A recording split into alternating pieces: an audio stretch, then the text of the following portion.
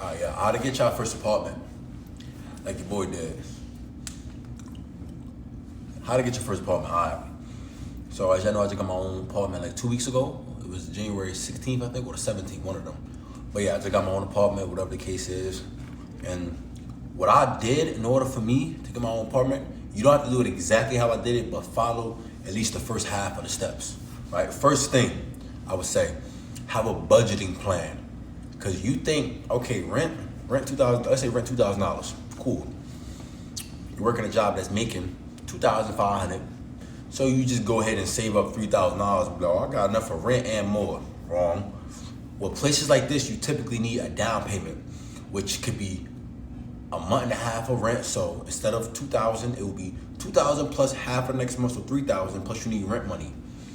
So yeah, you won't be down the hole. Or if you go to a certain, like here, I had to have something called a guarantor or whatever. So a guarantor is basically, well, this is for me probably because I don't have a job. I do social media. I'm unemployed.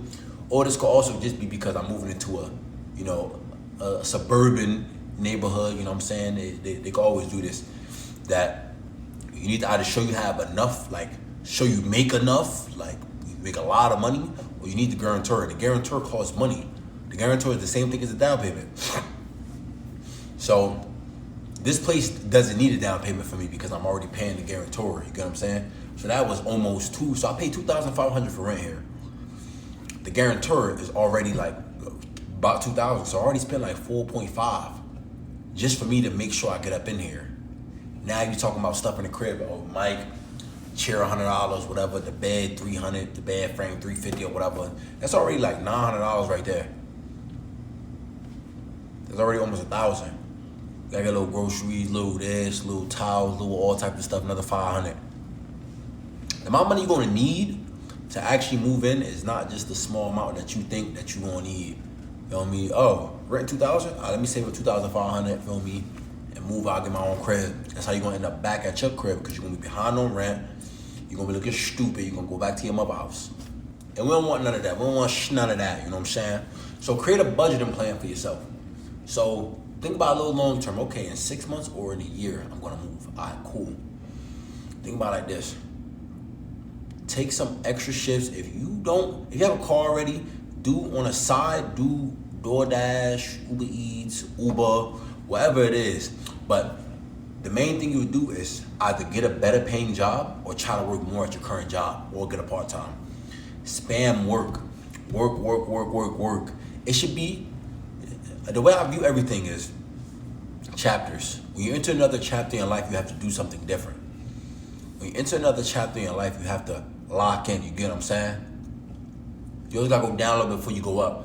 And in this instance, the going down will be you less going out with your friends, more going into work, more shifts, stacking up bread.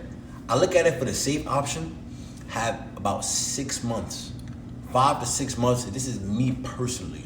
I know they say 3 to 6 months. No, we not regular dudes, right? We're not regular people. You know what I mean? Girls watching this as well. 5 to 6 months of rent. So if your rent, so for me, my rent costs 2.5. 12.5 to 15. You sure? I need that shaved up.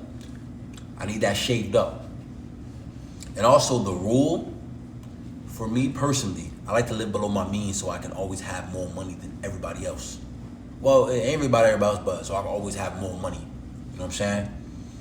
So I like to make sure at minimum at maximum, I'm spending all that, but 30% of my income. Maximum 30% of my income. So as you can judge, just for math purposes, if I'm making, 3,000, if I pay 3,000 a month, I'm bringing in about 10, right? If I'm 2.5, don't feel like doing that exact math, but you get the point. Under 10, you know what I'm saying? That's like what, for me, it's like maximum. I might even bring it down to a point where if I'm making like 9, I'm only paying like 1.8 or whatever the case is. But you get it. I feel like don't get a place like this at 2,500 unless you make about 8 or above. That's for you to play it safe. Because right now we're in a period of our lifetime where we're trying to make it to the next level. You can't make it to the next level if you're always playing catch up. So you gotta be a little ahead of the game. You know what I'm saying? So even me staying here, let's say my income goes to 15K a month or 20K a month on a consistent basis, I would still stay here for another year. I love this place. It's beautiful. Gym here, you know what I mean? Pool outside if I want to use it, cafe downstairs, whatever the case is. Washer and dryer in the room, everything's nice. So I would still stay here even if I'm making 20K a month. That's what living below your means is for real. So then in the long term, you could be up. Because let's say you're making 4K a month, you decide to live here, 2,500. They probably won't even let you in. But let's say they do, you get a guarantor and they let you in.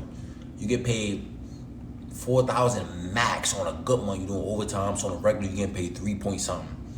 You're already paying 2.5 for the rent, extra 100 for this. If you need any food or anything, you go out to eat at all, that's another 500 for the month. We're going to eat and buy clothes or whatever it is. You have $0.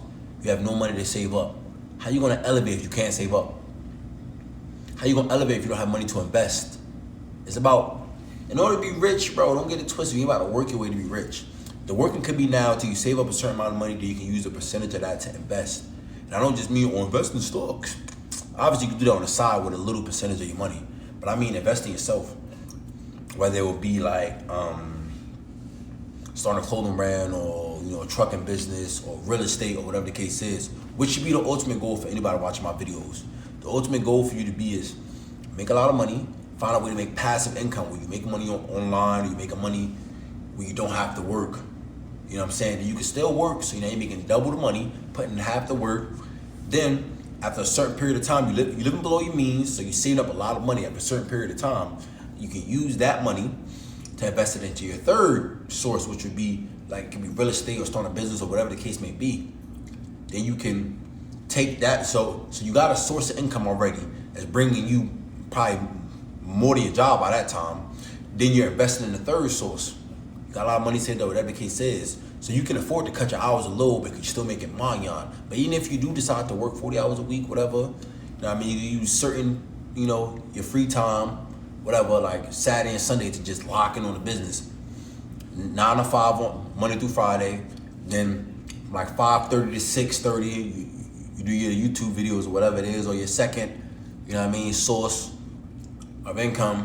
You know what I'm saying? Then on the weekends you lock in, and then maybe, for an hour on the weekdays or 30 minutes on the weekdays. So now you got 3 sources of income.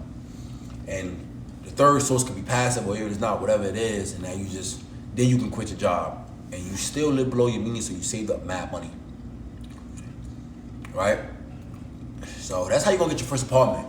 You're gonna just create a budgeting plan, save up a certain amount of money, and get 5 to 6 months worth of rent. And try to make sure it's about 30. For me, I do 30%. For you, I feel like if you're paying $2,500 here, the maximum amount should be 50%. You should be making 5 bands a month and have 5 to 6 times that rent saved up.